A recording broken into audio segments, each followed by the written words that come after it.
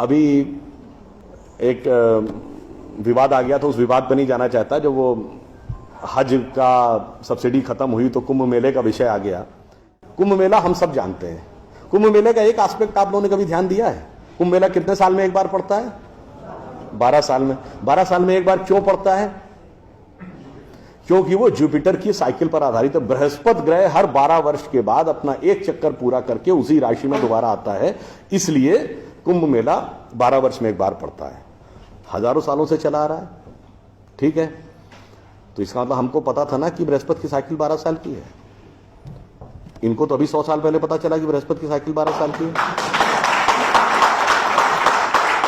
और उसके बाद हमको समझा दिया जाता है नहीं साहब हम अनसाइंटिफिक थे। अब आप एक और बड़ी मजेदार बात देख लीजिए। सूर्य ग्रहण और चंद्र ग्रहण पड़ता है तो उसका डेट और टाइम कौन तय करता है? सरकार घोषणा करती है ना, टीवी पे आता है, रेडियो पे आता है, अखबार में आता है। किस बेस पे आता है? नासा की फिजिकल ऑब्जर्वेटरी बताती है कि फलां तारीख को इतने बज के इतने मिनट पे सूर्य ग्रहण या चंद्र ग्रहण पड़ेगा, सोलर इक्लिप्स और ल्यूनर इक्लिप्स। मगर ये बताइए 1950 से पहले तो नासा की ऑब्जर्वेटरी नहीं थी। 1920 में जब अल्बर्ट आइंस्टीन ने रिलेटिविटी की थ्योरी दी, उससे पहले रिलेटिव मोशंस ऑफ प्लैनेट नहीं पता था। सॉरी, 1916 में। 1920 में एडविन हबल एक साइंटिस्ट हुए जिन्होंने एक्सपेंडिंग यूनिवर्स की थ्योरी दी, उससे पहले एक्सपेंशन ऑफ यूनिवर्स नहीं पता था। 1900 में मैक्स प्लैंक साइंटिस्ट हुए जिन्होंने लाइट की क्वांटम की थ्योरी दी, फोटॉन्स वाली, उससे पहले प्रोपोगेशन ऑफ लाइट ही नहीं पता था। 1897 में जे टॉमसन ने इलेक्ट्रॉन खोजा, उससे पहले आप मानते थे एटम अनडिविजिबल है। और 1633 में आप ये कहते थे, गैलीलियो को फांसी दे रहे थे इस बात के लिए कि उसने कहा सन रिवॉल्व्स राउंड द अर्थ गलत है। तो भैया आप 380 साल चल के जहां पहुंचे हैं, हमारा पंचांग तो युधिष्ठिर के जमाने से एज इट इज चला आ रहा है 51 साल। मतलब ये लॉजिक नहीं है, ये तो साइंटिफिक प्रूफ। फिर भी हमें समझाया जाता है कि साहब जो हमने सोचा उस सब हम अनसाइंटिफिक थे, हम गलत थे। बड़ी मजेदार बात है। इन ए स्पैन ऑफ लिविंग जनरेशन 50 साल में देखिए ये जो अर्बन नक्सल्स थे उन्होंने हमारे दिमागों में क्या क्या भरा और फैक्ट क्या था। 50 साल पहले जिस जिस चीज का मजाक उड़ाया गया वो चीज आज ठीक उसके उलट हो गई। 50 साल पहले कहते थे अरे यार ये अगर खेती करनी है तो mechanised farming, chemical fertiliser use करो। गाय के गोबर से कोई खेती होती है? आदमी चांद पे पहुंच गया, तुम गाय के गोबर पे पड़े हो। आज नहीं, ऑर्गेनिक फार्मिंग की तरफ। 50 साल पहले क्या कहते थे? अरे भाई ये जड़ी बूटियों फल पत्ती खाने से कोई इलाज होता है? नीम हकीम खतरा है जान।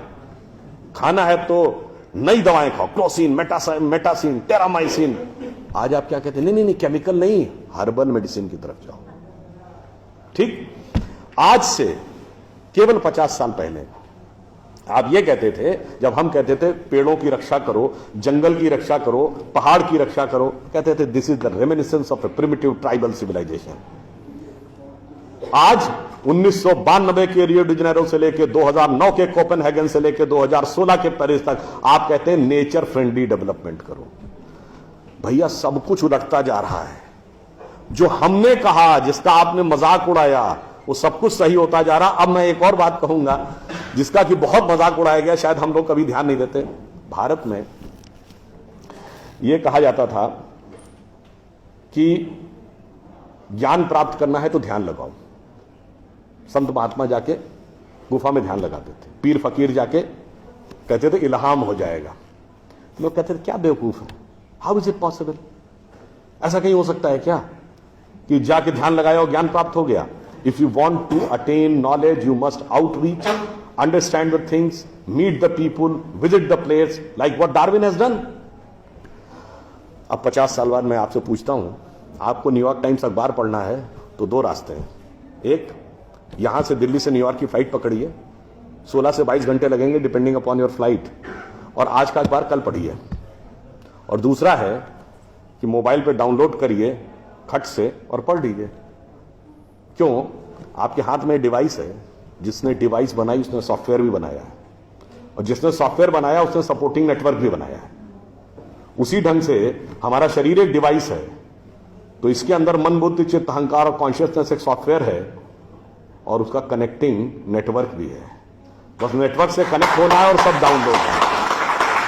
और अंत में मैं एक उदाहरण दूंगा। सब कुछ कहा जाता था कि पैसे के कारण शोषण हुआ, इसलिए खड़े हो जाओ, लोगों के साथ भिड़ जाओ। हमारे यहां परंपरा में त्याग का महत्व था। हम आपसे पूछें, दो राजा बताइए जो सबसे बड़े महान माने गए भारतीय संस्कृति में, राजा राम और राजा हरिश्चंद्र। दोनों इसलिए कि त्याग किया, इसलिए नहीं कि बड़ा बड़ा इलाका अलेक्जेंडर द ग्रेट की तरह कब्जा कर लिया। अब मैं एक आपको उदाहरण देता हूं, वो त्याग कैसे समाज में रचा बसा था। हमारे पूज्य संतों में से एक हुए संत रविदास, काशी के रहने वाले थे। उनके पास भगवान राम की एक मूर्ति थी। काशी नरेश उनके पास गए, कहा जाता था इतनी सिद्ध मूर्ति है, आप कृपया इसे मुझे दे दीजिए। ऐसी मूर्ति राजा के पास होनी चाहिए राजभवन में, ना कि इसमें मैं इस मूर्ति के वेट का 10 गुना सोना आपको दे दूंगा। उन्होंने मना कर दिया। उन्होंने कहा जी इसके वेट का 100 गुना सोना दे दूंगा। उन्होंने मना कर दिया। तो राजा को थोड़ा क्रोध आ गया। उसने कहा ऐसा है रैदास जी, आज जिस झोपड़ी में रह रहे हैं इसमें जितना सोना आ सकता हो नीचे से ऊपर तक उतना भर लीजिए, उतना मैं आपको देने को तैयार हूं। तो एक बार उनकी पत्नी का मन आया कि भाई ऐसा बढ़िया ऑफर नहीं मिलेगा, अब हमें इस पर विचार कर लेना चाहिए। रैदास ने क्या जवाब दिया, एक मोरो राम नाम धन, एक मोरी आशा, ऊ धन आई है ई चले गई हैं, ना चाहे भगत रैदासा। मना कर दिया। रैदास जी क्या थे, वो जूते बनाते थे, आज की परिभाषा के अनुसार दलित थे। अब आप आइए, संत कबीर जुलाहा थे, आज की परिभाषा के अनुसार ओबीसी। जब उन्होंने, उनके बेटे ने भगवान के भजन के बजाय पैसा कमाना शुरू किया तो कबीर ने क्या कहा, उनके बेटे का नाम था कमाल। उन्होंने कहा बूढ़ा वंश कबीर का उपजा पूत कमाल, और हरि का भजना छोड़ के घर ले आया माल। यानी उन्होंने उसको डिस्कार्ड किया। आप त्याग में रह के दिखाएंगे। अब आप आइए, मीराबाई राज परिवार की थी आज के हिसाब से, फॉरवर्ड। और उन्होंने क्या कहा, पायो जी मैंने राम रतन धन पायो, और जन्म जन्म की पूंजी पाई बाकी सबे लुटायो। उन्होंने भी पैसे की तरफ नहीं रहा। और अंत में ये सब एक ही कंटेम्परेरी है, तुलसीदास जिन्होंने रामचरितमानस लिखी, वो ब्राह्मण थे, फॉरवर्ड आज के जमाने के हिसाब से। कहा जाता अकबर उनके पास गए। अकबर ने कहा कि आप हमारे दरबार में आकर स्थान ग्रहण करिए, हम आपको 60,000 की मनसबदारी देंगे। उस जमाने में मनसबदारी एक रैंक होती थी। तो जैसे 40,000 की मनसबदारी वॉज मैक्सिमम, 60,000 का मतलब हुआ कि राजा के बाद सबसे बड़ा स्टेटस आपका होगा। तो तुलसी ने क्या जवाब दिया, हम तो सेवक राम के हियो धरो दरबार, हमारे तो हृदय में भगवान राम का दरबार धरा हुआ है। तुलसी का अब होएंगे नर के मनसबदार।